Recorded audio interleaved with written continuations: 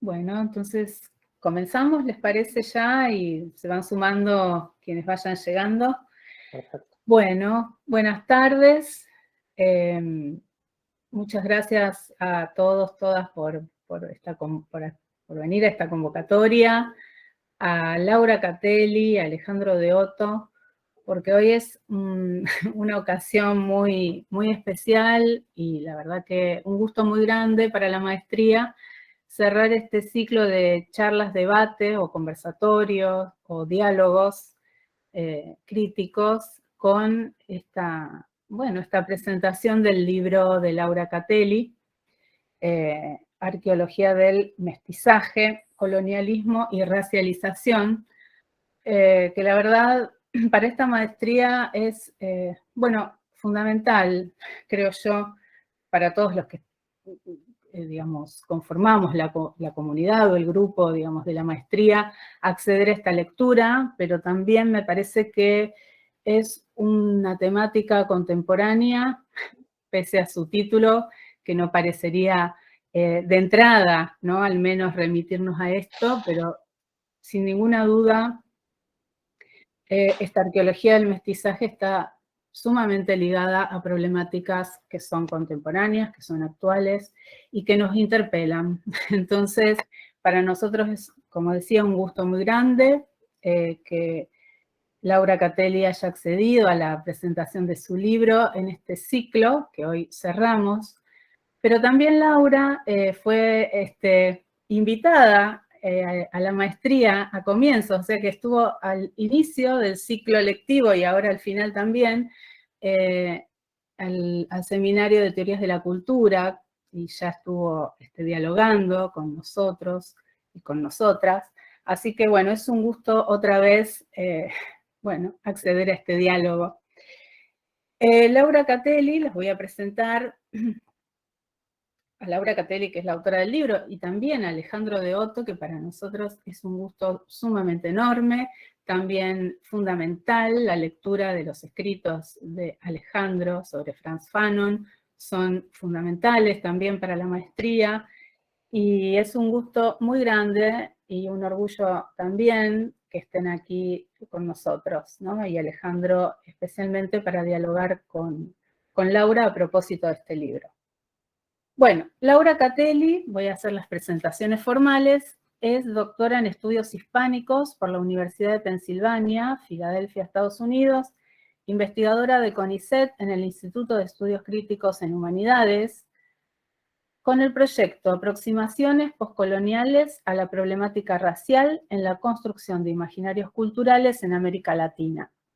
Su investigación está dedicada a reflexionar sobre las problemáticas raciales en los imaginarios culturales latinoamericanos en la larga duración, desde una perspectiva postcolonial y a partir de una mirada transdisciplinaria que incluye abordajes desde arte y literatura, antropología, estudios de raza y género, y pensamiento latinoamericano y caribeño. Es profesora titular por concurso ordinario de la Cátedra Problemática del Arte Latinoamericano del siglo XX en la Escuela de Bellas Artes, cuyo programa se articula con los ejes de su investigación y dirige el Centro de Investigaciones y Estudios en Teoría Postcolonial, radicado en la Facultad de Humanidades y Artes y Unidad de Investigación del Instituto en Estudios Críticos en Humanidades.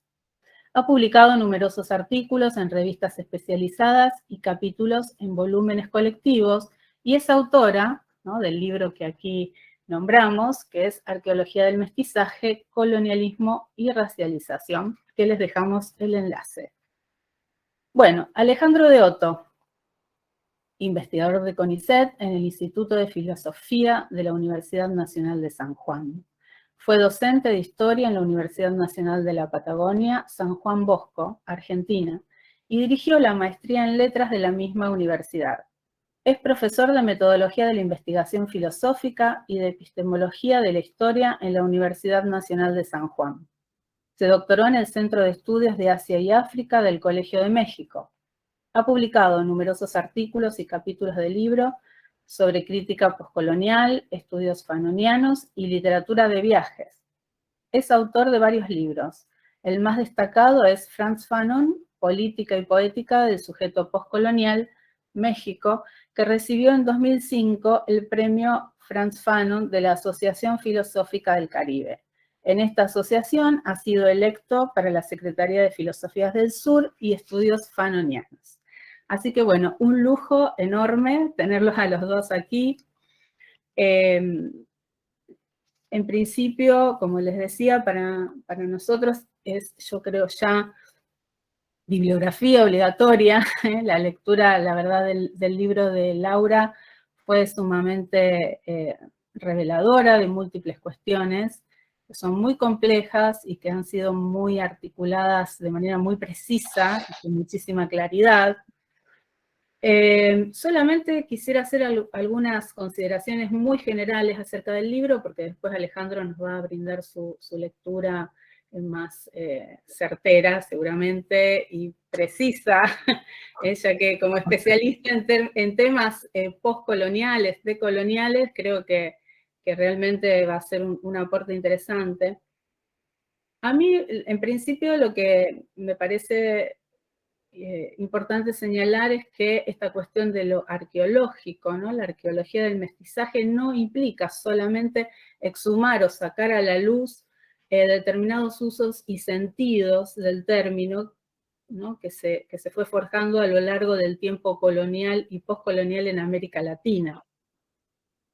También esta arqueología implica una crítica a esta categoría. Eso quiere decir una lectura muy profunda, ¿no? y muy política también, en algún sentido, de esta categoría, la del mestizaje, que junto con otras categorías clasificatorias de la colonia, como lo criollo, lo negro, lo blanco, lo mulato, etcétera, forman una constelación discursiva de la hegemonía cultural, que en este trabajo se ubica a partir de distintos procesos de otrificación, ¿no? Que fueron ciertamente muy complejos desde la conquista, digamos, hasta el día de hoy.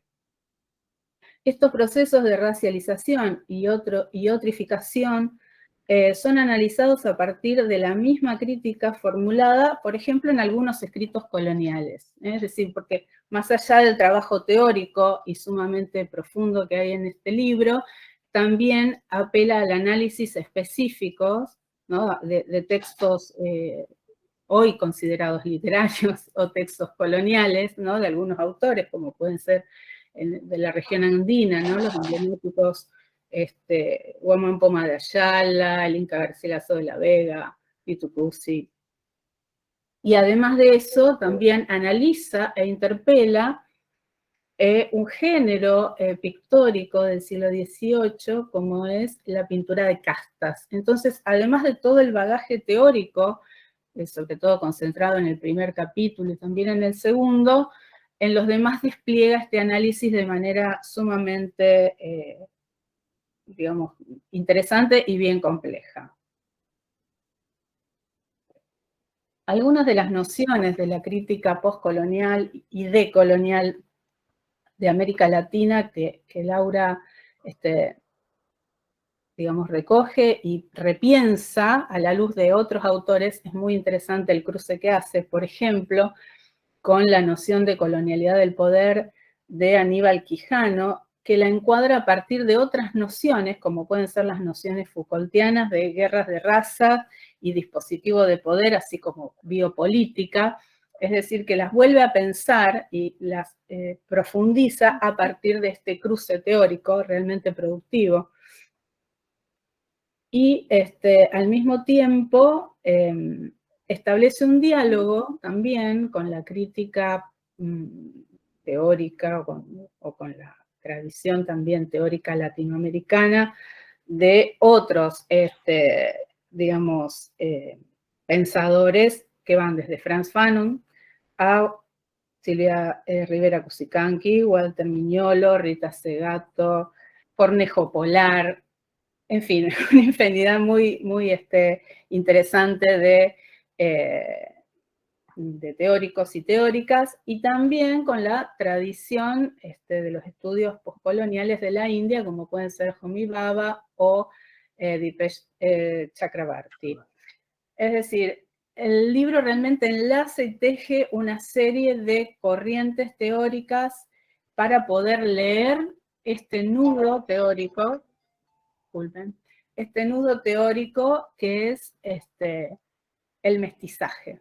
Lo llamo así, ¿no? Porque realmente es un complejo que parece definido ya de antemano, o también pertenece al sentido común, ¿no? A lo que circula, pero en realidad es un constructo teórico que tiene una complejidad que Laura en este libro sabe abordar de manera sumamente clara. Entonces, se ejerce una crítica del sistema de poder que produjo al mismo tiempo esa categoría desde la conquista y aparece complejizado en sus distintas fases o momentos que va recorriendo a lo largo, digamos, de toda la colonia y hasta entrado el siglo XX, ¿no? Entre la primera idea, digamos, de mestizaje hasta, con la conquista, digamos, como guerra de razas, hasta poder ubicar esta nueva noción por los procesos y mutaciones que ha pasado a lo largo de la colonia, hasta llegar en el siglo XX a esa idea que olvida esa violencia original, ¿no? Esa idea que fue acuñada por Vasconcelos en 1925, ¿no? Y que se define en la metáfora de la raza cósmica, ¿no? Bueno, todo eso es ciertamente muy extenso y parece mucho, y Laura lo va recorriendo con una precisión sumamente, que realmente impacta y con mucha claridad discursiva, ¿no? Lo que me interesa señalar, más allá de todo esto, son dos momentos semióticos fundamentales de todo texto, ¿no? Que son el inicio y el final. Más allá de que sea un texto académico, ¿no? Una producción de corte académica, se juega algo muy importante y muy interesante que generalmente suele ocultarse en los textos académicos, que es la dimensión biográfica, ¿no? Y empieza con un juego y con una narración autobiográfica muy interesante, y no solo autobiográfica, sino también, no sé cómo llamarla, pero sería como autogenealógica, o de la genealogía familiar, o de la historia familiar, que realmente comienza con una fotografía que ustedes verán en la tapa del libro, y a partir de allí se pone en escena toda una suerte de complejidades que tienen que ver con los relatos de familia, ¿no? Es decir, ir a buscar esos hilos que a veces están ocultos, esas tramas que no siempre están a la vista. Y me interesó mucho porque esa historia que Laura cuenta, que es familiar, también es la historia de muchos y muchas de nosotros, ¿no? de los y las latinoamericanas y latinoamericanos, es decir, la gran mayoría está atravesada por esa historia, ¿no? Entonces me pareció un gesto también muy interesante de exponer esa trama familiar desde el comienzo, ¿no? Y que no es abandonada, y al final se retoma. De esta manera, dice Laura, se podía reunir el pasado colonial con el presente, ¿no? Pero además esta historia familiar también claramente forma parte de una historia social y cultural en América Latina. Por eso nos interpela, porque es un poco la historia de muchos y muchas de nosotros, pero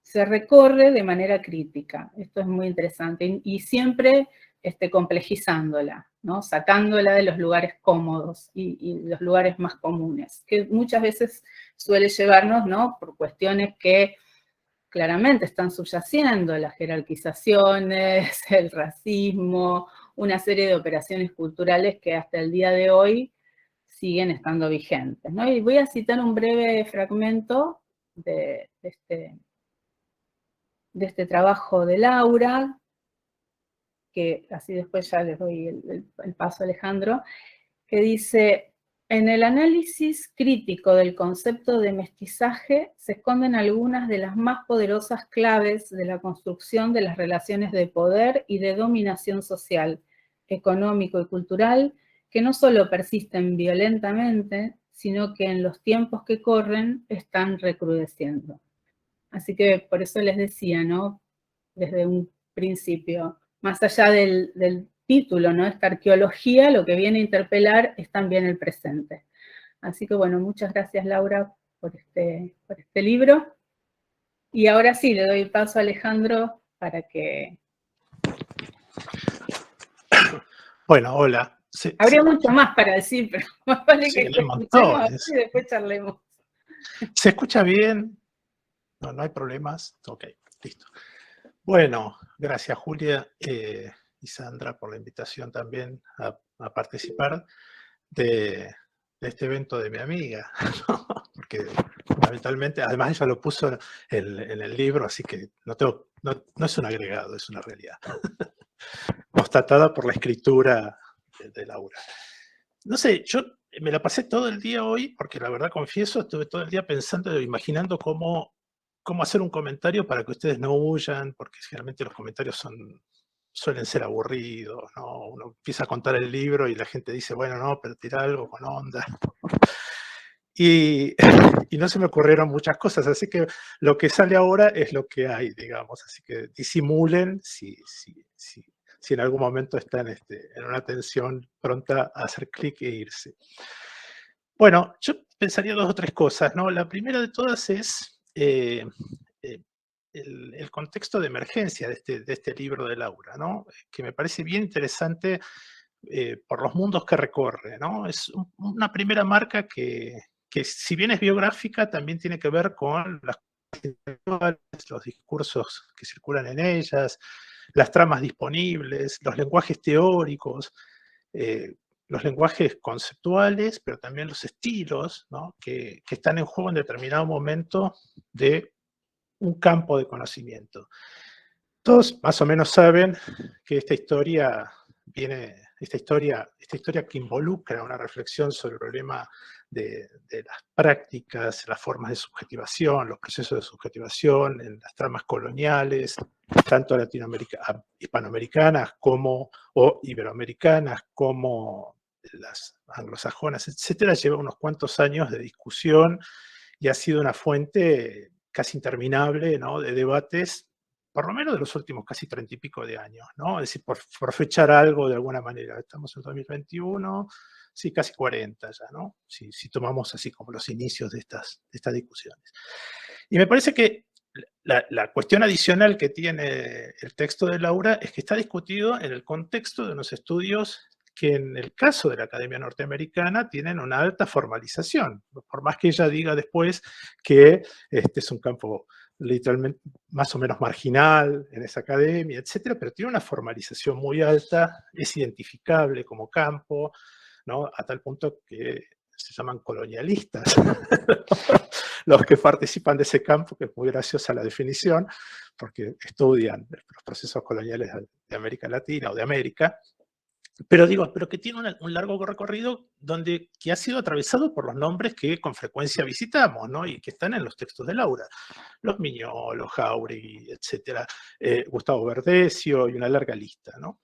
Rolén Adorno, etcétera. Entonces digo, ese contexto es muy propicio para pensar el tipo de proyecto que encarna este libro, ¿no? Recién Julia decía, este libro es un libro vasto, ¿no? En el sentido de lo que intenta capturar, ¿no? Porque pensar en el problema del mestizaje en relación con el proceso de la conquista de los Estados-nación no es una tarea, digamos, de poco archivo, ¿no? Es una tarea de mucho archivo, de mucha construcción de fuentes, de mucha articulación de problemas conceptuales, teóricos, pero también con los contextos históricos de emergencia de esa temática, digamos. Y en ese sentido, el trabajo de Laura hace una cosa que me parece recoge un poco el espíritu de lo que fueron los textos iniciales del campo, o por lo menos los textos que marcaron agenda, ¿no? Adentro de los estudios coloniales, como los textos de Walter Miñol, o los iniciales, ¿no? La discusión, qué sé yo, El lado más oscuro del Renacimiento, o textos como, me sale en inglés siempre el título porque lo leí así en primera vez, bueno, Local History, Global Designs, historias locales, diseños globales, etcétera, ¿no? Es decir, libros que intentan proyectar un problema en la larga duración de las prácticas históricas latinoamericanas y culturales, y no se pierden en el gesto totalizador, ¿no? Que ese es un punto también bastante dramático cuando un objeto de estas dimensiones atraviesa tantos siglos de historia. Y Laura lidia muy bien con eso, ¿no? Y lidia tan bien que, como decía Julia recién, lo hace en el registro de la escritura, que no es que sea transparente, ¿no? Sino que se entiende bien lo que está operando cuando ella explica los problemas, ¿no? Es decir, no sé cómo decirlo mejor, se entiende muy bien lo que está diciendo, ¿no? Se entiende muy bien el problema que encarna el mestizaje, ¿no? Desde el punto de vista de una práctica política, ¿no? Se entiende muy bien el nudo que representa en las propias historias latinoamericanas, ¿no? Como un dispositivo donde se negocia el poder, las mediaciones, etcétera, y que por supuesto se desplaza de los registros estos binarios, ¿no? Generalmente definidos desde el lugar de poder más estricto sobre nosotros y los otros y ese tipo de cuestiones, ¿no? O por ejemplo el registro de Vasconcelos que señalaba Julia acá también y que Laura lo recorre muy bien, ¿no? Muy intensamente. Bueno, el punto es, ese registro en Laura me parece que el libro comparte los mejores momentos, lo digo en serio esto, no estoy adjetivando porque me parece que es mi amiga y está buenísimo su libro, no, sino que es un libro que realmente participa de las mejores intervenciones al respecto que se han producido en el campo de los estudios coloniales. Pero además hace otra cosa, conversa muy bien y conversa desprejuiciadamente, que este es un punto también que yo lo pongo en el haber del libro, con lo que ella, yo y muchos otros decimos son las teorías coloniales, ¿no? Las teorías acerca del colonialismo que poblaron el espacio de discusión más allá y más acá de las humanidades, más allá y más acá de las ciencias sociales en los últimos otra vez 40 años. Quiero decir con esto, si, qué sé yo, Gayatri Spivak entra al libro de Laura o Dipesh Chakrabarty entra a su libro con reflexiones que se produjeron con respecto a contextos muy diferentes a los que explora Laura, ¿no? La India, como decía Julia recién, las cuestiones del patriarcado, perdón, en el caso de Spivak y la crítica a la forma que conceptúa los sujetos Foucault, por ejemplo, la participación de esos textos en el complejo que Laura diseña desde el punto de vista conceptual y cómo conecta los debates con esa otra tradición de las reflexiones sobre el colonialismo, es absolutamente natural, ¿no? Ocurre bien, ¿no? Esto es lo que quiero decir. Es decir, no hay una conversación ahí que señale una cosa que ha ocurrido en los últimos años y que es realmente bastante detestable, ¿no? Cuando uno la ve, que intenta marcar los límites del campo donde estoy moviéndome y hasta acá llegan los estudios coloniales y ustedes no pueden, los que hablan, qué sé yo, sobre la India no pueden participar de un debate latinoamericano porque su objeto es totalmente otro, su archivo es otro, entonces no hay punto de conexión, ¿no? No hay nada de eso acá. Acá hay una conversación que entiende dos fenómenos bien concretos, ¿no? Por un lado entiende que cualquier discusión vinculada a los procesos de construcción identitaria, porque también el problema del mestizaje está en relación con eso, se asocia a los procesos complejos de las modernidades que supimos conseguir, ¿no? Es decir, y las modernidades que supimos conseguir se conectan casi de manera sistemática en los últimos 500 años a escala global, ¿no? Con lo cual, esta suerte de excusa de este contexto no es el de pertenencia a tal invocación teórica y por lo tanto acá hay una cosa diferente, única y no sé qué más, no funciona así en Laura, sino que es un texto que convoca, pone la diferencia, pero también reenciende, y este me parece un punto bien interesante, las posibilidades teóricas conceptuales de lecturas como las de Baba, Spivak y gentes que andan por el circuito más qué sé yo, del sudeste, del subcontinente asiático, bueno, el subcontinente es un espanto, de la India y del colonialismo en esa región del mundo, ¿no? Es decir, hay una zona de conversación teórica y conceptual muy potente.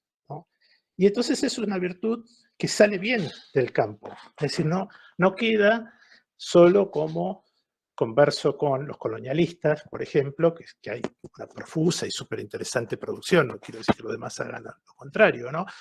Sino que lo que está por afuera de ese debate, en el sentido de las fuentes, es incorporado con una plasticidad increíble.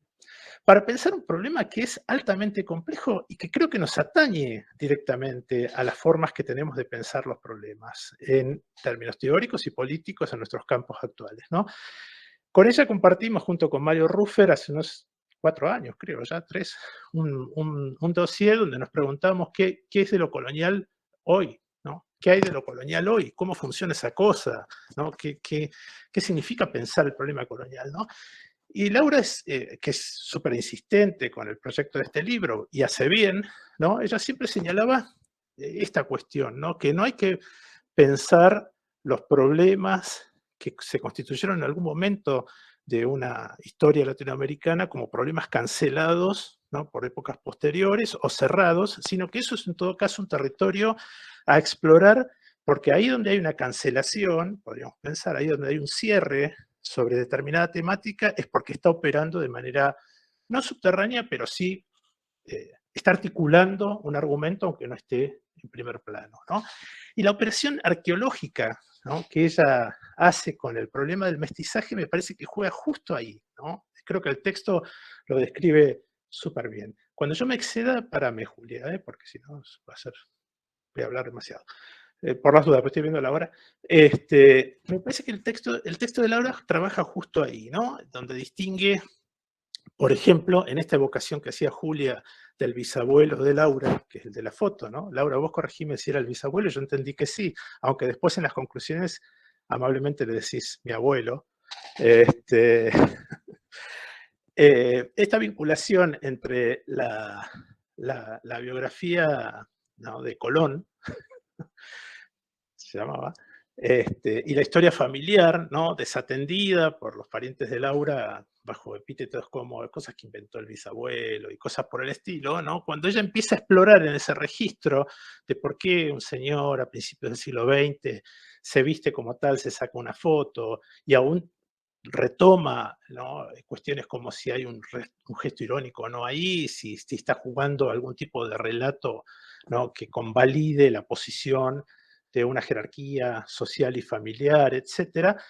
Lo fabuloso que ocurre en ese momento del texto de Laura es que justamente demuestra que las operaciones donde ocurre este fenómeno del mestizaje, las formas de representación cultural, las formas de consolidación de una legitimidad social, familiar, de una posición en el mundo, ¿no?, criollo, por ejemplo, empata en todas estas dimensiones profundas en las cuales el mestizaje se articula como una política de disputa por el poder, ¿no?, en el espacio inicial de la conquista, y después como consolidación de un poder en el espacio de las independencias, posterior a las independencias nacionales por los criollos, ¿no?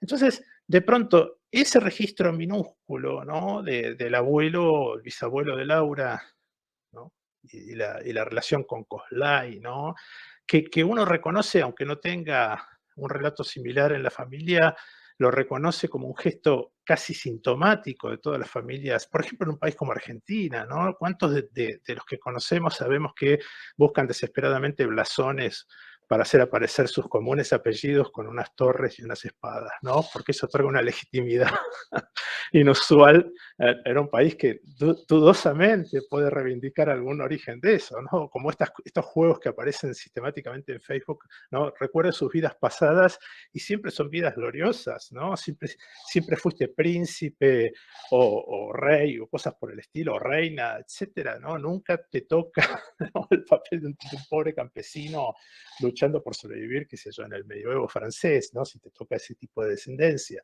No, bueno, pero ese registro, ¿no?, que parece tan mínimo, tan de las historias menores, de nuestras propias familias, etcétera, Laura lo conecta con una investigación acerca de lo profuso, intenso y, ¿cómo decirlo? No sé cómo decirlo, capilar, ¿no?, de las políticas que implicó de los procesos que implicó el mestizaje, ¿no? Es decir, hay una forja de subjetividades, de posiciones dentro de esa subjetividad y de posiciones políticas que son posiciones de poder, ¿no?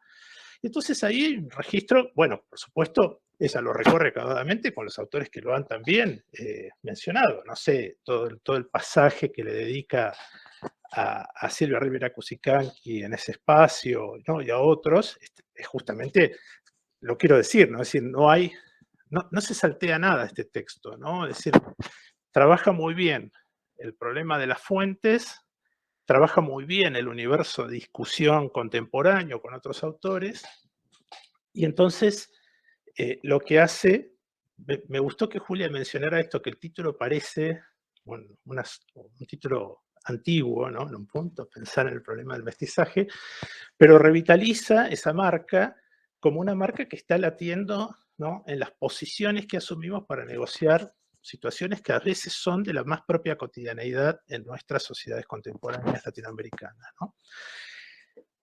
Ese es un punto, así general, central, que me parece que está súper logrado. Yo en serio recomiendo que lo lean, porque no es un texto para los que no están directamente vinculados a la temática, que haya que hacerle, no, ¿vieron? Cuando te dicen, pero para entender, ahí me lo dicen mucho, por eso lo digo, para entender lo que estás diciendo tengo que leer a Fanon, ¿no? Ponele. Entonces yo me deprimo. Entonces porque digo, bueno, está bien, léelo, Fanon, pero lee esto. En el caso de Laura pasa algo que es muy interesante, ¿no? Invita ciertamente a leer a los autores que analiza y a los procesos históricos que despliega, pero uno entiende lo que está diciendo, ¿no? O sea, es un texto que se vuelve, es muy accesible desde el punto de vista de la discusión y de los conceptos que se circulan. El central, por supuesto, es este proyecto de pensar el mestizaje como un dispositivo para producir múltiples posiciones sociales, ¿no? y de las agencias implicadas en esa situación, y para discutir el poder, ¿no? Entonces uno empieza a entender mejor muchas cosas, ¿no? Que si Laura se animara, es una invitación de paso, Laura, ¿no? A proyectar todo lo que le pasa a esa historia en el siglo XX-XXI, ¿no? Sería súper interesante leerlo, ¿no? Porque hay un momento de ese libro que a mí me pasaba, cuando lo estaba leyendo, que me entusiasmaba la perspectiva de proyectar no solo en el registro que ella pone su historia con el bisabuelo, sino en los procesos políticos contemporáneos de América Latina, los coetáneos, es más, ¿no? La, la, el análisis fino sobre el problema del mestizaje y las posiciones que están en juego ahí en los procesos políticos, qué sé yo, los llamados populismos, etcétera, ¿no? Es decir, hay una trama finita ahí que de verdad daría muchísimo placer entender cómo, ¿no? Se empalma con la construcción de procesos políticos en términos de partidos, movimientos, etcétera, en el siglo XX. Luego, ¿qué más? ¿Qué más que no sea un exceso? Ya me estoy excediendo, ¿no? A ver, déjenme, porque marqué cosas. Obviamente lo van a ver, se los recontra recomiendo. La secuencia del texto es así con una claridad prístina, ¿no? El capítulo 1, Laura se pone a discutir el mestizaje y la colonialidad. Julia recién decía que le daba un giro al problema de la colonialidad que realmente es muy, muy interesante, ¿no? Porque hago una parte ahí también para decir algo, ¿no? También, ¿no? El concepto de la colonialidad, la categoría, como quieran mencionarla, es tal vez una de las más potentes que se han generado en los últimos 30 años en el pensamiento de estos barrios, ¿no? Para el mundo, ¿no? Pero también es cierto que hay una repetición automática del concepto, ¿no? Es decir, casi como si estuviera garantizada la comprensión del problema de la colonialidad con solo decir colonialidad, del poder, del ser, de lo que quieran. Y lo que hay en Laura es justamente una colonialidad que es entendida en los procesos concretos, contextuales, en archivos concretos, en fuentes concretas, ¿no? Hay una cosa bien interesante, esto es lo que quería decir, ¿no? Antes de contarles el índice, que lo pueden ver si le abren ahora el libro ya, mientras yo voy hablando, que no tiene mucho sentido, ¿no? Que, por ejemplo, para la gente, ¿no? En los últimos, para la gente que está en estudios culturales, ¿no? que sigue sufriendo, ¿no? de las demandas porque expliciten sus archivos, sus fuentes, que digan cómo lo hacen, cómo vinculan esas materialidades con los conceptos, etc. Bueno, el libro de Laura es un potente ejercicio metodológico también, ¿no? Y ese es un punto que yo lo hago por vicio profesional porque, como narraba Julia, enseño metodología, ¿no? Pero es cierto lo que pasa ahí. Es decir, vos podés leer el libro de Laura con una enorme diversidad de fuentes, muchas de ellas escritas, pero las otras pictóricas o imágenes, ¿no? Pero de naturaleza muy distinta entre sí, y hay una articulación muy fina entre el proceso conceptual, ¿no? De seguir un problema, de caracterizarlo, y el modo en que los materiales informan ese problema, lo constituyen, lo despliegan, ¿no? En particular, todo el pasaje destinado a la de la pintura de castas, ¿no? En el siglo XVIII, me parece que es realmente un texto que merece, digamos, merece un destacado en términos metodológicos, ¿no? Se ve con mucha precisión cómo alguien que está pensando un problema, que es qué hacen estos criollos, ¿no? Con la pintura de castas, que es una pintura que participa y no participa del canon. El canon es medio de otro palo, pero que sin embargo se multiplica y hay muchos encargos de esta pintura y un orden clasificatorio, ¿no? Que es anterior inclusive a las formas de los discursos eugenésicos, ¿no? Del siglo XIX, fin del siglo XIX o del fin del siglo XIX. Ahí hay una imbricación conceptual muy fina entre el problema del mestizaje, la posición de los criollos en términos de sus disputas por la legitimidad social y política, y el problema de la representación pictórica, ¿no? Inclusive de la estética que está en juego, ¿no? Entonces digo, ahí hay un buen ejemplo para pensar cómo abordar, por ejemplo, ¿no? En nuestros cursos habituales, en nuestros manuales de uso, digamos, metodológicos, cómo abordar una pintura de esas características, ¿no? Con preguntas que son sustantivas y que abren ese espacio, ¿no? Y no lo cierran, ¿no? O no lo usan instrumentalmente como para ilustrar una situación, sino que el problema se articula en el objeto, ¿no? Eso es una potencia maravillosa del texto, ¿no? Yo la escucho a Laura hace años hablar, desde que somos amigos, de las cuestiones materiales, ¿no? En las historias estas latinoamericanas. Y siempre, yo soy historiador de origen, no me costaba tanto entender por dónde iba, pero siempre pensé que se me escapaba algo, ¿no? De lo que ella decía. Cuando leí esto me di cuenta que esa materialidad está escribiendo un discurso con la misma potencia que lo harían los textos clásicos que leemos para constituir un campo de estudios latinoamericanos, en la literatura o en lo que fuere, ¿no? Es decir, así como leemos a Garcilaso de la Vega en una historia de la literatura latinoamericana y entendemos que participa ampliamente también del dispositivo del mestizaje como una negociación política, pero también en la trama literaria y filosófica, cuando vos ves el trabajo de Laura con la pintura de castas, te das cuenta que la pintura de castas produce un discurso, ¿no? Y está afectando los modos en que se perciben, ¿no? Las formas de relación racial, social, etc. Entonces ahí hay un apartado metodológico, ¿no? Que no está puesto así, y por suerte, digo, pero que es muy aprovechable, ¿no? Cuando uno lo lee, dice, ah, acá está, ¿no? Acá, esto es como lo hizo, ¿no? Así, acá se ve cómo funciona este asunto. Bueno, y ya para terminar el exceso, lo último que diría es, bueno, no sé qué diría como último. Digo, recién iba a describir los momentos del texto, pero fíjense, el texto tiene el capítulo 3, ¿no? Yo, cuando Laura el otro día me preguntó cuál te pareció el capítulo más interesante, a mí me gustaron todos, pero digo, pero en el 3 se juega la partida, ¿no? Y el capítulo 3 es muy interesante porque ella lo titula Los hijos de la conquista, ¿no? Y otra vez, esto que decía al principio, ¿no? La maravilla de convocar a, por ejemplo, una militante, poeta, etcétera, contemporánea como es Gloria Anzaldúa, y a un crítico cultural, no sé, literario, etcétera, como Homi Bhabha, para pensar nada menos que las historias de los mestizajes entendidos como posiciones de discusión política en el espacio latinoamericano, ¿no? Entonces, ese capítulo es maravilloso porque ya discute el problema famoso del entrelugar de la historia y la contrahistoria, ¿no? Todo esto que puebla muchísimo la literatura de Homi Bhabha, como quieran pronunciarlo, y analiza casos, ¿no? El de los mamelucos en Brasil, ¿no?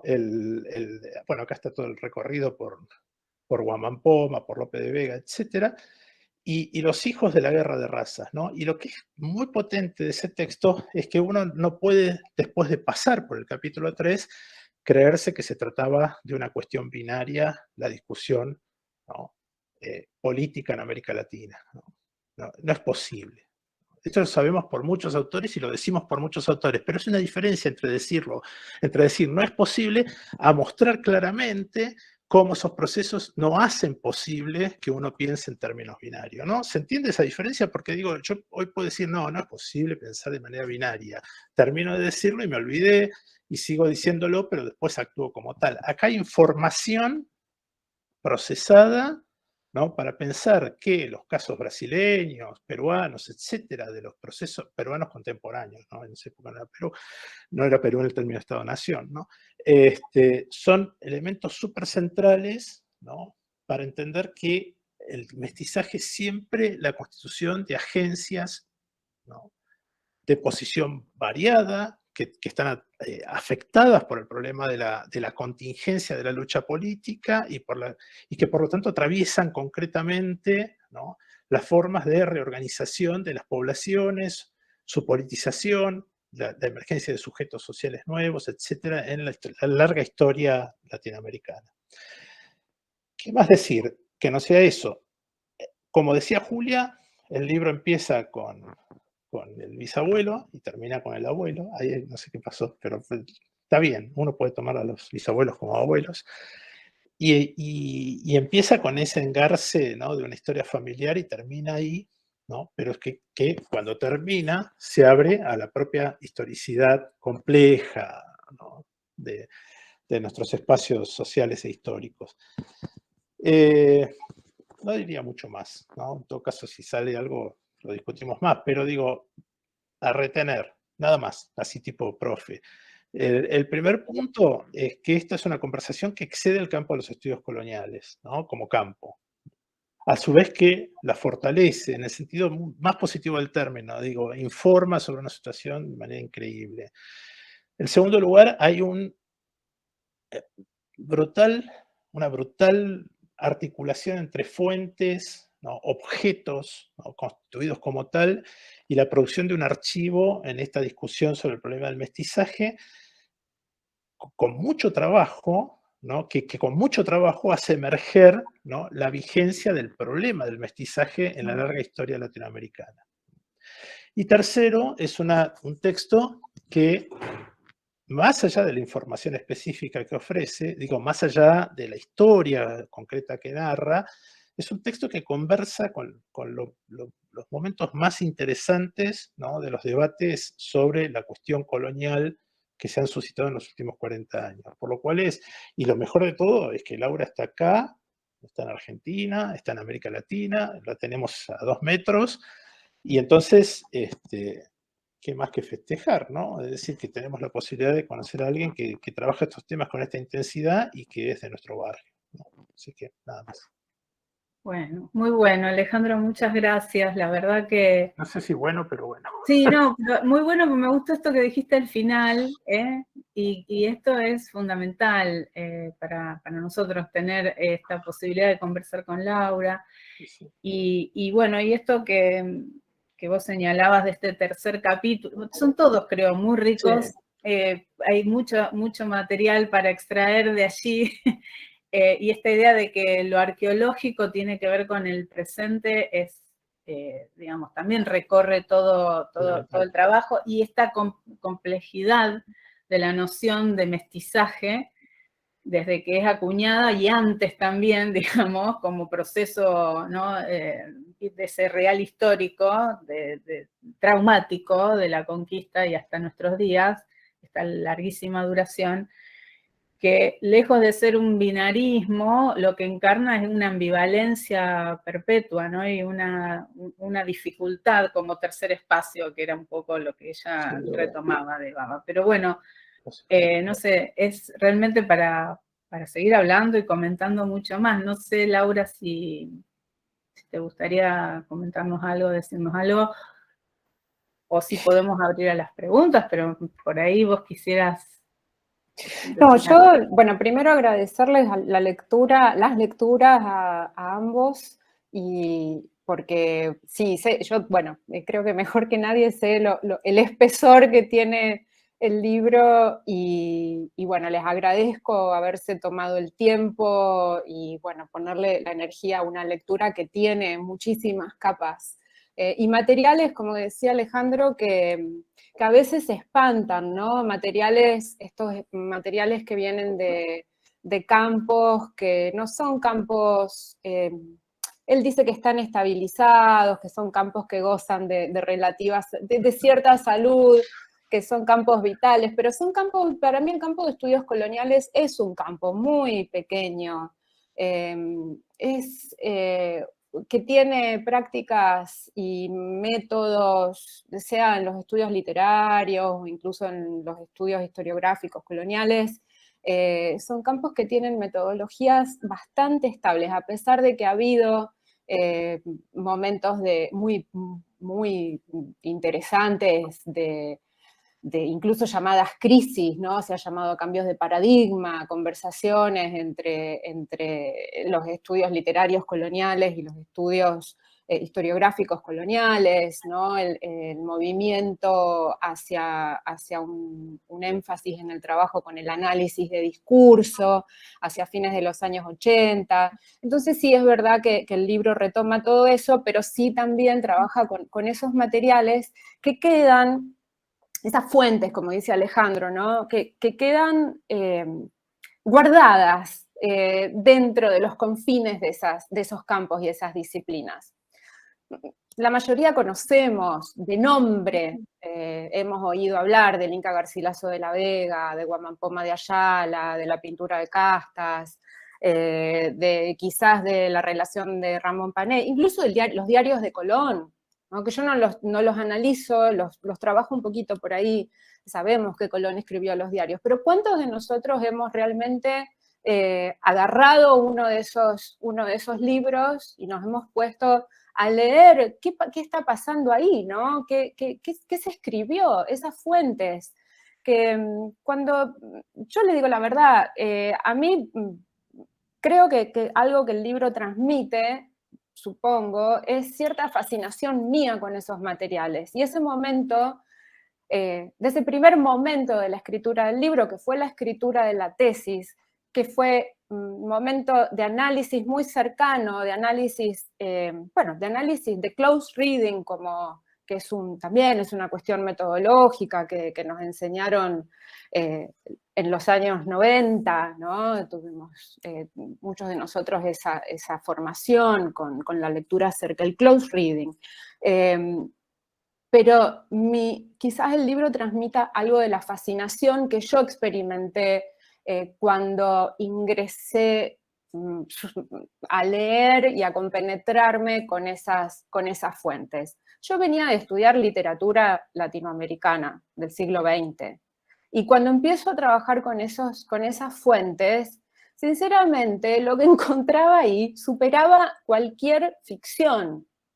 Entonces, creo que hay un resto de esa fascinación que sentí y esa atracción, de esa sorpresa, ¿no? De encontrar algo de esas y poder detectar y sentir esas materialidades, esas presencias un poco fantasmáticas, ¿no? En el archivo, no solamente de los relatos y, como decía Alejandro, las materialidades, sino también de esos cuerpos, ¿no?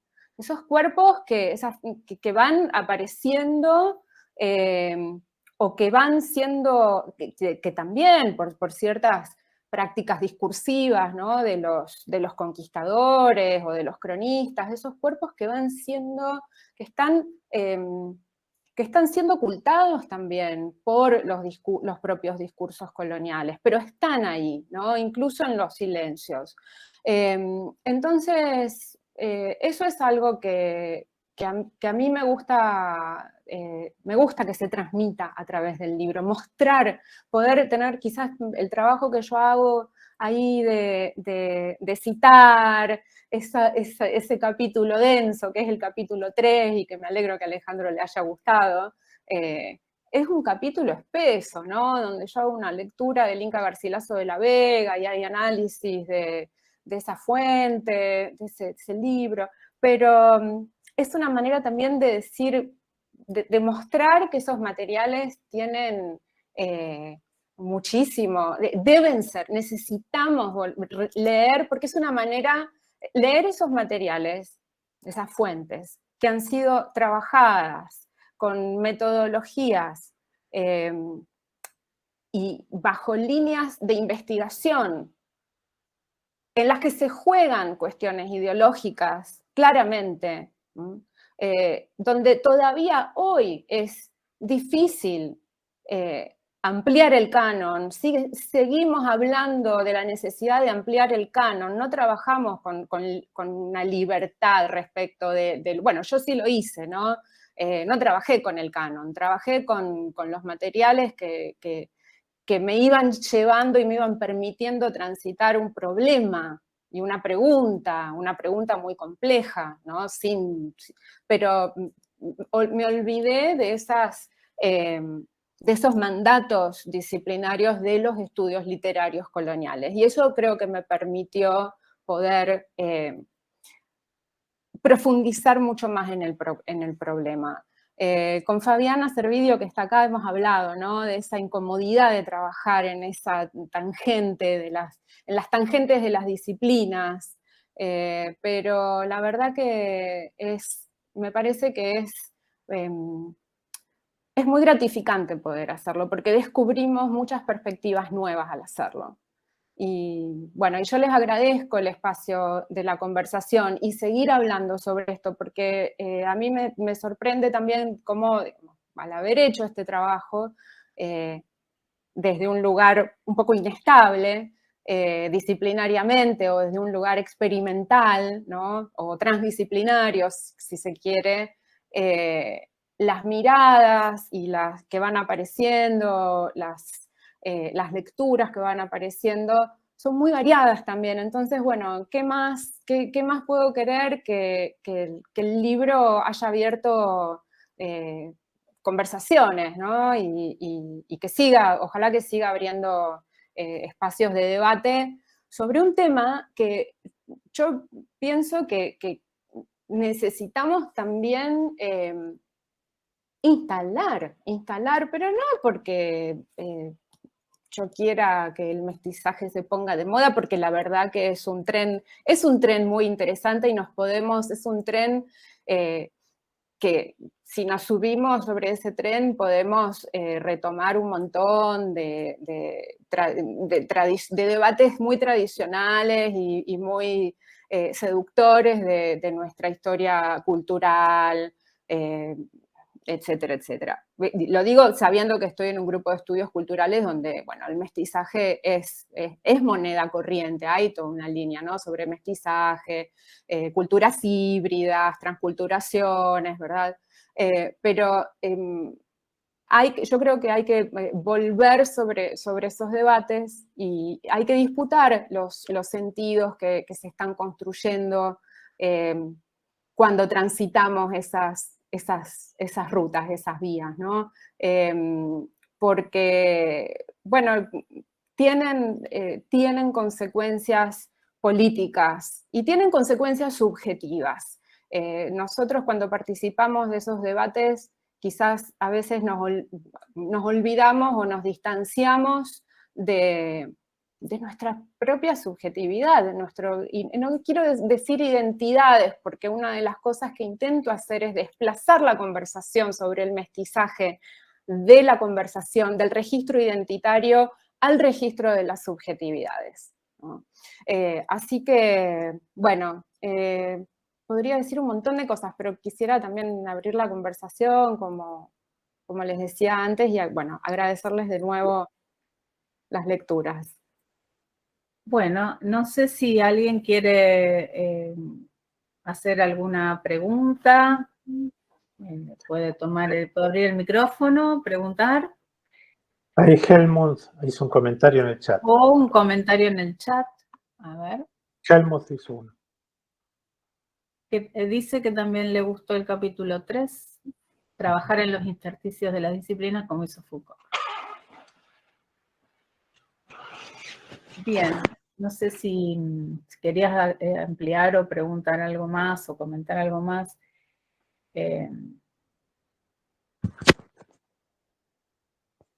Yo agregaría una cosa chiquita nada más, porque por el apuro no dije, pero la lectura que hace Laura de Garcilaso de la Vega, me parece que los historiadores deberían ir a verla, porque merece mucho la pena en términos de los antecedentes que plantea, inclusive para los debates historiográficos contemporáneos y los que son herederos de la tradición de gentes como Chakrabarty y compañía, ¿no? Es decir, vale muchísimo la pena pensar cómo pensaban el problema de la historia, un tipo Sí.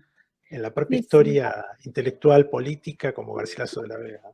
Sí, y claramente que se nutre de las dos tradiciones, ¿no? O sea, de la escrita española y de la oral incaica, de que recibe de primera mano, y con eso cómo va resituando su lugar y va configurando su propio lugar de sujeto también, ¿no? Ahí Helmut agregó algo como pregunta, Laura, fíjate. A ver. Sí,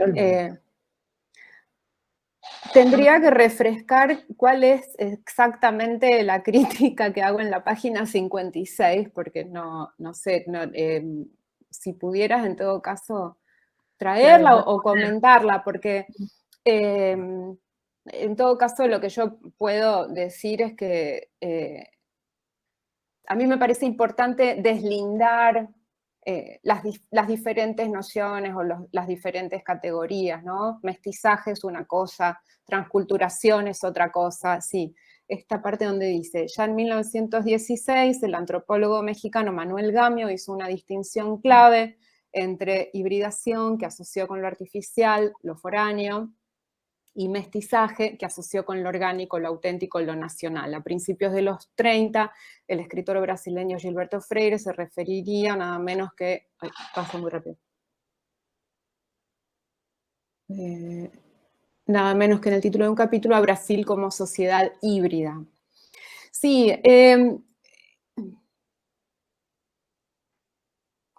esto, ¿no? Sí. Aunque estas invocaciones fueron excepciones de la regla del mestizaje y luego especialmente en los círculos antropológicos, sincretismo y transculturación, hoy es hibridación el término con mayor vigencia crítica, ¿no? Y es adoptado por críticos culturales ampliamente citados como Néstor García Canclini y Homi Bhabha. Sí, esto lo que yo quiero señalar es que cuando se colapsan las diferencias entre estos términos, ¿no? Y se homologan bajo una sola categoría, perdemos la posibilidad, ¿no?, de pensar contextualmente y arqueológicamente en los procesos que han llevado, o sea, que cada una de esas categorías puede poner a la vista, puede enseñarnos en el sentido de mostrar. Este proyecto, el proyecto del libro, empieza porque yo me pregunto, ¿cuándo aparece el término mestizaje? Y el término mestizaje empiezo a buscarlo en las fuentes coloniales, en estos textos que yo analizo, ¿no? En el canon y después en otras, salgo del canon literario y voy también a algunos archivos que están citados o libros que trabajan con archivos y no encuentro la palabra mestizaje. Encuentro mestizo, mestiza, esas categorías sí están. Pero mestizaje, es decir, el término que describe el proceso bajo el cual se homologa toda la historia de la conquista y la colonización, para describir los procesos sociales y culturales, es un término que se inventa, es un neologismo del siglo XIX. Entonces, esto a mí la verdad que me produjo, primero que me resultó inquietante, porque además siempre convivo con el temor de que aparezca alguna fuente, ¿no?, donde está la palabra mestizaje que sea anterior al siglo XIX, pero la verdad que, bueno, sigo obsesivamente tratando de encontrarla, pero no la he encontrado.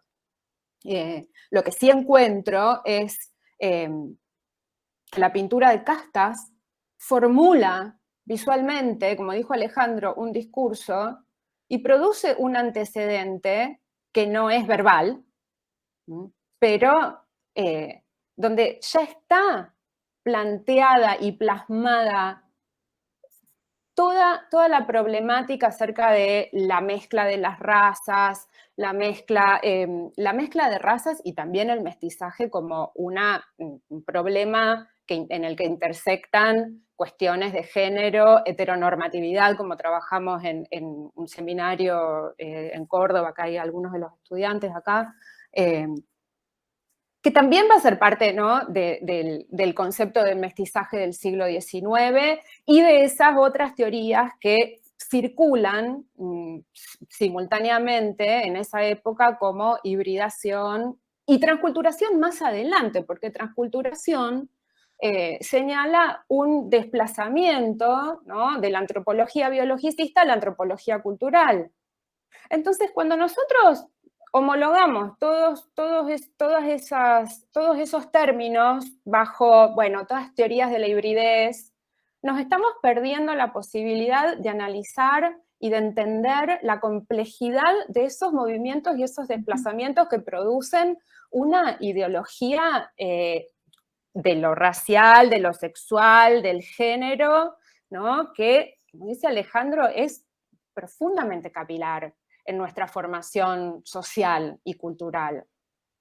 Entonces, este es un poco el paseo que la arqueología de estos términos nos permite hacer. Y hay muchísimas instancias en que estos términos aparecen homologados.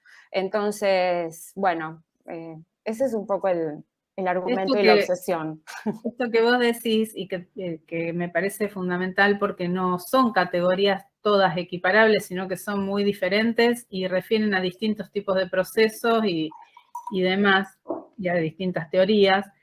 También me gustaría agregar que en tu trabajo, en tu escrito, trabajas con otra categoría muy, creo que es fundamental, que es la de imaginario, ¿no? Porque tanto estos escritos coloniales como estas pinturas, ¿no?, este género de la pintura de castas, lo que hacen son, de alguna manera, producir, ¿no?, al mismo tiempo que poner en funcionamiento los imaginarios, ¿no?, en esta ida y vuelta, es decir, que producen también realidad en cuanto que están ahí, ¿no?, trabajando entre las prácticas y elaboración de modelos que también son formadores, ¿no?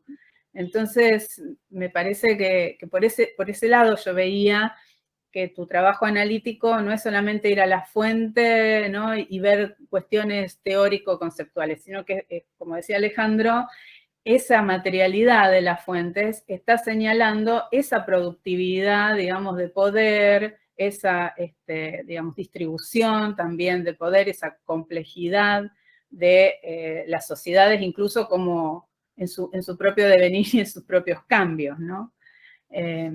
Entonces me parece que la categoría de imaginario también es central en tu trabajo. Sí, la categoría de imaginario fue un poco apareciendo a raíz de los análisis, ¿no? Y además, como a raíz de la necesidad de explicar la persistencia, claro, de esas ideas que están que se ven, como decía Alejandro, se proyectan en el presente. Miren, si ustedes buscan en Google mestizaje, van a aparecerles imágenes de la pintura de castas, ¿no? Esa vida de las imágenes, ¿no? Que los estudios visuales nos enseñan la diferencia, ¿no? Entre las pictures y las imágenes, ¿no? Esas imágenes que circulan, que forman parte de nuestros, quizás de alguna ilustración que aparece en un curso sobre colonialismo, sobre historia colonial latinoamericana, ilustración, alguna pintura de castas, ¿cierto? No sé, aparecen, están por todos lados, las hemos visto, son ideas que siguen circulando. Entonces, a mí me parece que es hora de empezar a entender un poco mejor de dónde, o sea, bajo qué relaciones de poder se han configurado esos imaginarios que nos rodean y nos atraviesan y digitan nuestras relaciones sociales de una manera increíblemente profunda. Hoy hablábamos con Alejandro un poquito de la película Roma, ¿no? Y también de La mujer sin cabeza, como dos ejemplos, ¿no? de películas que ponen en... que yo creo que plantean esa pregunta, ¿no? O sea, dejan abierto ese interrogante, juegan con ese interrogante, un poco... ¿De dónde viene? O sea, ¿cuándo empezó todo esto, ¿no? En ese no tiempo que tienen las dos películas... Ay, no la vi, ya no estoy aquí. ¿O sí la vi? Sí, la vi. Bueno, claro. Bueno, también. Es increíble esa película, sí, ahora me acuerdo. Sí, yo creo que la más contemporánea, por lo menos la que plantea de un modo más contemporáneo todos estos dilemas de las últimas que vi es Ya no estoy aquí. Porque, digamos, ahí ni siquiera se podría pensar en términos de mestizaje, ni de hibridación, ni nada. Digamos, yo creo que también hay fenómenos contemporáneos para los cuales tal vez no tengamos nociones. Esa película es impresionante, el nivel de complejidad, de materialidades significantes que plantea y el nivel de, ni siquiera fusión, porque tampoco es fusión, digamos, es muy particular. Yo estuve insistiendo todo el año a los estudiantes, a todos, a los colegas, que miremos esa película y que la conversemos, porque de verdad que ahí me parece que está muy presente la mediatización, por ejemplo, como una condición de producción de las subjetividades y los imaginarios actuales, y además la globalización y esa mezcla, digamos, esa juntura tan compleja de lo global, lo local y lo geográfico regional, y la cuestión de lo borderline, bueno, no, lo quería dar como ejemplo porque me parece que por ahí Roma, en un sentido, cae en estereotipos de alguna manera. Bueno, a lo mejor esta también cae en estereotipos, no digo que no. Pero bueno, no, quería dar como ejemplo esa que me pareció muy, bueno, muy inquietante, como decís vos, Laura, ¿no? Todo esto.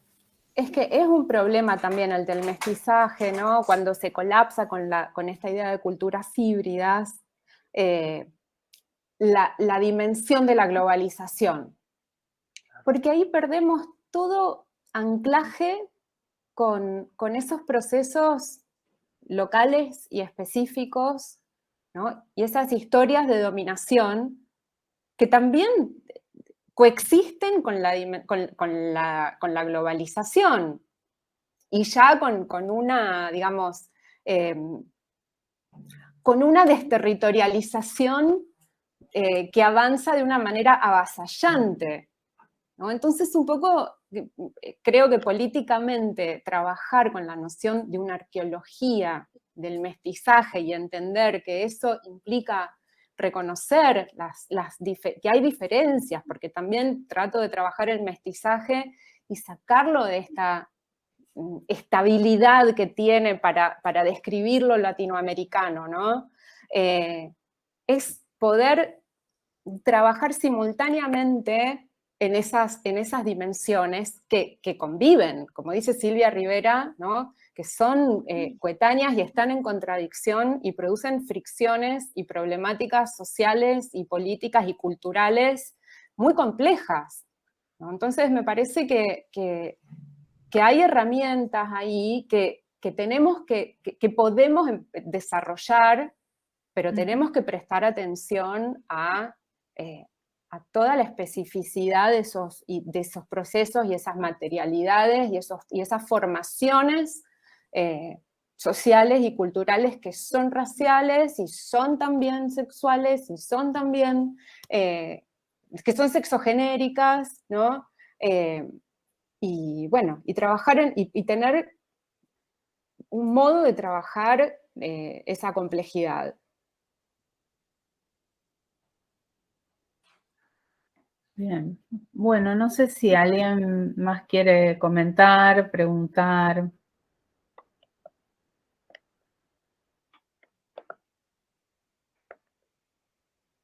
No sé si alguien quiere escribir, tomar la palabra de alguna manera.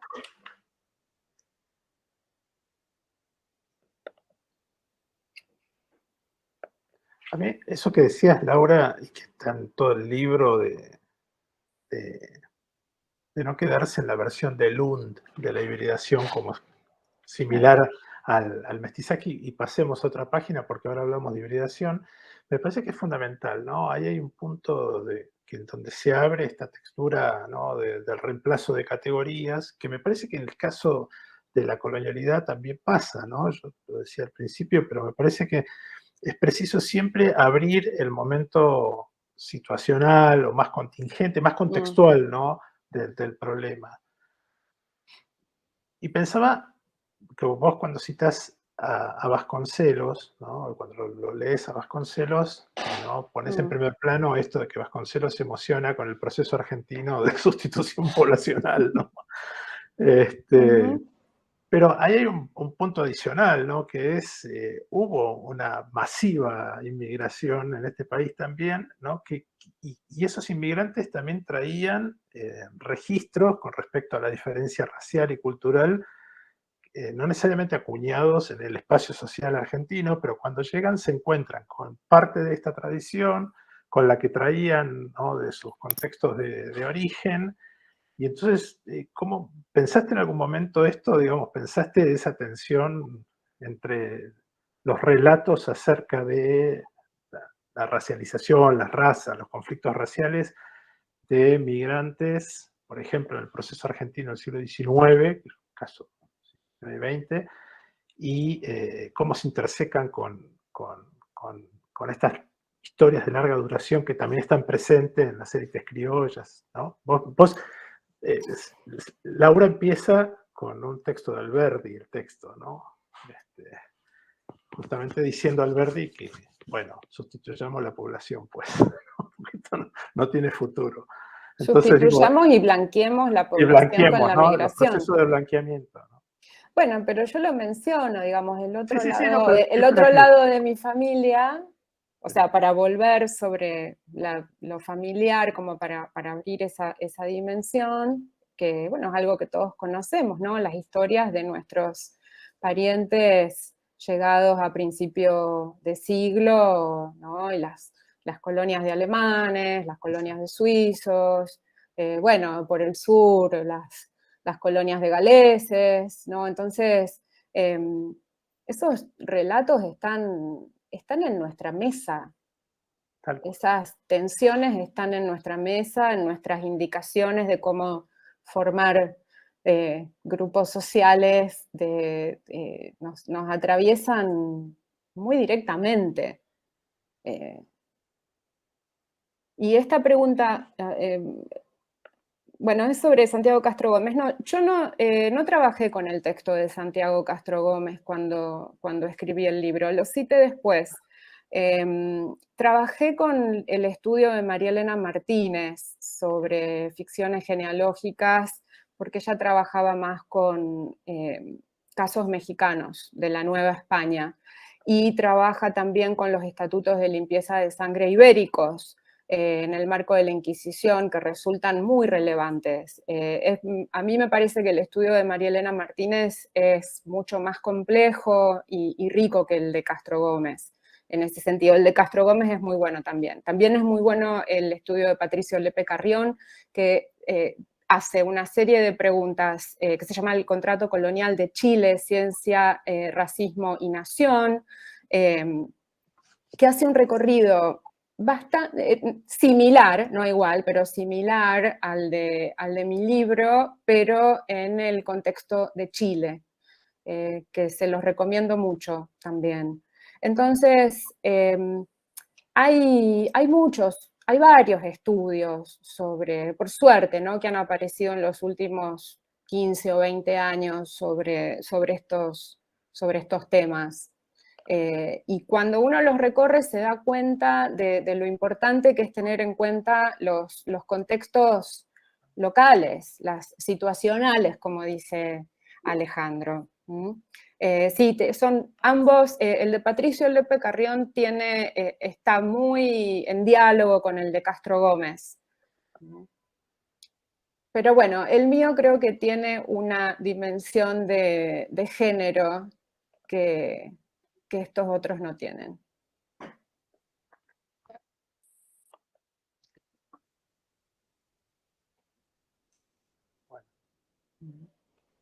Así que, bueno. Bueno, no sé si ya podemos ir cerrando, si alguien tiene algo más para comentar o preguntar. Si no, ya vamos finalizando, ¿les parece? Bueno. Lean el libro. Que está... Sí, eso, por favor, lean el libro porque, como dijo Alejandro, es muy legible, pese a que sí, aborda todas estas complejidades, todas estas cuestiones que no son sencillas ni lineales, pero es muy amable la lectura y no le teman ese capítulo 3, porque realmente es interesante, porque aborda cuestiones históricas, cuestiones de las crónicas andinas y demás, que es muy lindo. Así que... Y de los brasileños, ¿no? De los brasileños, los mamelucos y, digamos, toda esa cuestión que también es sumamente interesante, que no destacamos, creo, con Alejandro, pero que es importante destacar que también Laura aborda Brasil, que esto es muy importante, porque muchas veces los enfoques son... dicen ser latinoamericanos, pero se enfocan a lo mejor en una Hispanoamérica, ¿no? Exclusivamente. Y en realidad acá está Brasil muy presente, toda la problemática brasileña en función de esta cuestión del mestizaje. Y también lo que dijo Laura hacia el final, que no destacamos, pero también el enfoque, digamos, de los estudios de género en estas problemáticas del colonialismo y el poscolonialismo es central. Y por eso, ¿no?, la cuestión del mestizaje, que no tiene nombre, digamos, en un inicio con la conquista, en realidad lo que está operando es un sistema patriarcal, digamos, de dominación desde el inicio, ¿no? Entonces, bueno, esto también habría que haberlo subrayado un poco más, pero es muy interesante, pues está presente a lo largo de todo el libro. Por eso les decimos que parecen muchas tramas muy complejas, pero a la hora de la lectura es muy, muy amable, muy, muy llevadero. Y es, sí, no es que sea sencillo, tiene su complejidad, pero Laura con la escritura realmente nos guía de una manera sumamente llevadera. Está bien escrito. Uno no dice estas cosas. En las presentaciones de los libros generalmente uno no dice estas cosas porque se supone que vas a hablar de lo conceptual, pero está muy bien escrito, es una buena pieza literaria el libro. Sí. Helmut pregunta si por Foucault. No, a mí Foucault, el concepto de dispositivo de Foucault me permitió armar todo este libro. Al contrario, Foucault me abrió miles de caminos para pensar este problema. y hay hecho un trabajo de despliegue de las categorías Foucaultianas en contexto colonial y poscolonial latinoamericano, que también me dio mucho trabajo, eso está en el libro, así que si te interesa, está ahí. Bueno. Laura, ahí creo que Paola preguntaba si se puede conseguir en Córdoba. Paola, recién decíamos que por ahora está virtual, porque los ejemplares físicos están en Chile todavía. Pero se pueden cargar de se pueden Temuco, cargar, pero ¿no? sí, se pueden cargar, pero estamos tratando de traer copias para acá, pero ahora se cerró la frontera de nuevo por Omicron, así que vamos a ver. Si logro conseguir algunos ejemplares, lo voy a ir avisando. Bueno, buenísimo. Bueno, una vez más, entonces, agradecerles la presencia, la disposición para la conversación. Y bueno, entonces ya vamos cerrando, en horario estricto, 8:30. Ah, mirá. Sí. Finalmente, ahí estamos cumpliendo el horario, así que bueno, muchísimas gracias. Quiero hacer un agradecimiento porque está Milo, que es mi papá, que es quien me facilitó la foto de Abértano, nuestro abuelo, bisabuelo. Ver si podemos compartir la imagen, si ustedes quieren, a ver si yo puedo. Y así de paso, antes de irnos, ven la imagen de tu abuelo, bisabuelo, finalmente no... a ver si la ves. Yo lo tengo acá. A ver si puedo. Me la trajo un día y yo creo que me la apropié, pero... Sí. A ver, no sé por qué no puedo compartir en este momento. Pero bueno, voy a hacer el intento otra vez. Compartís la tapa por ahí. Estoy tratando de compartir la tapa. Ok. Perdón. La tapa del libro, para que la puedan ver a la foto de tu abuelo, pero la verdad que no. A ver, ya que estamos total... Acá está. ¿Pudiste vos? A ver, porque A yo ver, lo tengo. dame 2 segundos que llego a la tapa. Acá está. Porque la verdad que, pensar la investigación desde ese lugar y desde esa dimensión familiar también produjo conversaciones al interior de la familia que han sido muy interesantes, ¿no? Entonces, es un tabú social a veces hablar de estas cuestiones. Me parece que hay una dimensión subjetiva, no quiero decir personal, pero una dimensión subjetiva con la que todos cargamos, muchos de nosotros cargamos. Ahí la compartí yo también, no sé si la ven. Bueno, yo cancelo el mío. Sí. No sé si la pueden ver, ese es, ¿no? Sí, yo la veo, ahí está. Bien. Bueno, y estas preguntas, estos problemas están en nosotros y me parece que eso es un motor muy, muy potente para trabajar, para pensar, para producir pensamiento crítico, ¿no? Sobre un pensamiento vivo, como dice Lewis Gordon. Pensamiento vivo en tiempos difíciles. Así es, así es. Sí. Bueno, entonces, otra vez más, invitamos a que lean el libro de manera digital. Cuando esté disponible en físico, ahí lo leeremos en papel nuevamente. Bueno, muchas gracias. Muchas gracias a vos, Laura y Alejandro. Unas palabritas. Gracias a ustedes. Por cierto, Milo, que nos conocemos hace muchos años, bueno, con Laura también. Hay un parecido de familia, ¿no? En la fotografía. Eso también es bastante peculiar. Yo estoy medio a oscuras, pero bueno, supongo que... bueno, me parece que la maestría se constituyó este año en un espacio de conversatorio, justamente donde fuimos avanzando en todo este tipo de temas. La verdad que fue un año muy muy prolífico en abrir temas, en dialogar, en también hacer una especie de mestizaje, digamos, entre las ciencias sociales y las ciencias humanas en el ámbito de los estudios culturales, porque como sabemos hay como dos grandes tradiciones ahí, que no digo que sean binarias, pero que tienen como y me parece que a partir de estos conversatorios organizados por Lautaro Cosia, por Julia Miranda, que todos formamos parte del equipo de la maestría, más los estudiantes y demás, se logró una conversación muy fuerte, muy interesante, que vamos a continuar y que por lo tanto yo ya los invito para el año que viene, para abril, a partir de mediados de abril, no tengo presente bien las fechas, pero me parece que es 27 y 28 de abril, vamos a hacer unas jornadas de estudios culturales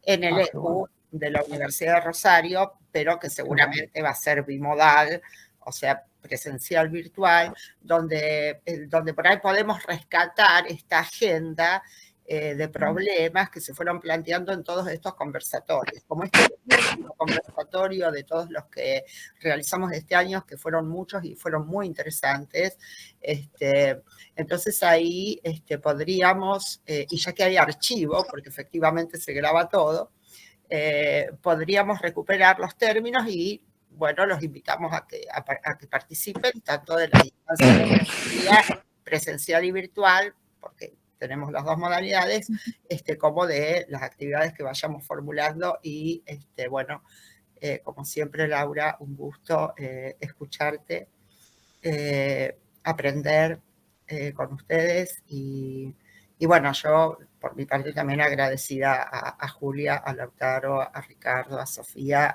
a toda la gente que forma el equipo de la maestría. Y muy buen año para todos, ¿no? Entonces con esto también cerramos el ciclo lectivo de la maestría, así que nos estaremos viendo la próxima y felices vacaciones, a descansar y demás. Bueno, muchas gracias.